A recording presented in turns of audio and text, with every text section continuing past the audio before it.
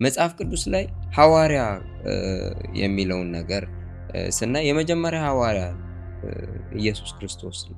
ይህን ደግሞ ያው አንድ ቦታ ነው የምናገኘው ዕብራውያን ምዕራፍ 3 ቁጥር 1 ላይ የሃይማኖታችን ሐዋርያ ብሎ የዕብራዊ ጻፊ ያስቀምጥልናል። ስለዚህ ኢየሱስ ክርስቶስ ሐዋርያ ነው ብለን ስንል እንደውም የእምነታችን ወይም የሃይማኖታችን ዋና ሐዋርያ ነው ብለን ስንል ኢየሱስ ከእግዚአብሔር እንደተላከ የተላከውም የጠፋውን ሊፈልግና ሊያድን መጥቻለሁ ብሎ ዋና ሚሽኑ እንደነበረ እናያለንና ኢየሱስ ክርስቶስን መጽሐፍ ቅዱስ ሐዋርያ ነው ይላል። የሃይማኖታችን ሐዋርያ ነው ይላል።